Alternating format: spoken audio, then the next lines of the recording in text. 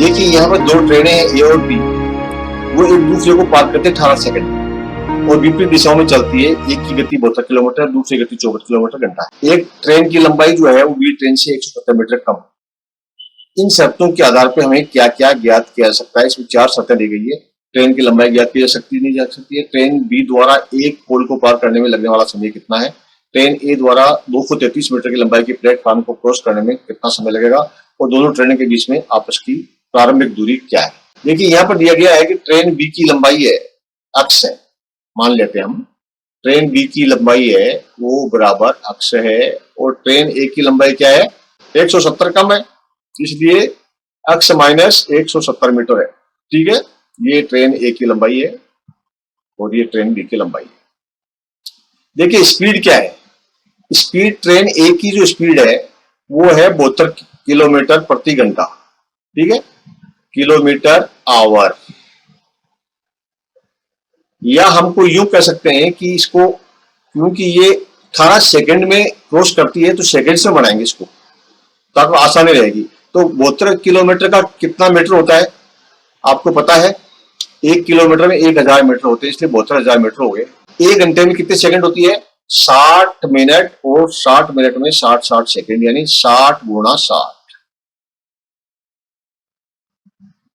इसको हम हल करेंगे तो क्या आएगा हमारा मीटर सेकंड आ जाएगा। देखिए ये दोनों को काट दिया हमने। ओके, 2 जीरो काट दिए, 6 से इसको काटा तो कितना आया 120 और फिर 6 से काटा तो ये कितना आ गया 20, यानी 20 जो है 20 मीटर प्रति सेकंड इस ट्रेन की गति है। ट्रेन बी की स्पीड है 54 किलोमीटर आवर, तो 54,000 मीटर बटा 60 गुणा 60 यानी 3600 हो गया। ये 2 जीरो जीरो कट गए और 36 इसको काटा तो ये आ गया 15 आ गया। ठीक है, तो ये आ गई आपकी 15 मीटर सेकंड की इसकी गति है। अब देखिए दोनों ट्रेनें जो है वो 18 सेकंड में क्रॉस करती है, यानी 18 सेकंड में कितने चलती है देख लीजिए ना आप, दोनों मिलके। ठीक है, तो दोनों मिलके क्या चलती है, एक ट्रेन चलती है 20 मीटर, दूसरी ट्रेन चलती है 15 मीटर, तो दोनों मिलके कितने चलेगी 35 मीटर चलती है 1 सेकंड में। ओके, तो 18 सेकंड में कितने चलेगी, 35 को 18 से गुणा कर दिया तो ये आपका कितना आ गया, 35 को 18 से गुणा कर दिया तो 630 आ गया। यानी 630 वो क्या है, ट्रेन ए और बी दोनों की लंबाई है। और ये कहता है कि ट्रेन, हमारे को पता है कि दोनों ट्रेनों की लंबाई जो है कितनी है, दोनों ट्रेनों की लंबाई कितनी है। देखो एक की ट्रेन की है अक्ष और दूसरे की कितनी है, अक्ष माइनस 170, ये दिया हुआ ना यहाँ पर अक्ष और अक्ष, तो इनकी दोनों की लंबाई जो है ये कितनी है, x प्लस एक्स माइनस 70। ठीक है, तो ये कितनी है 630 है।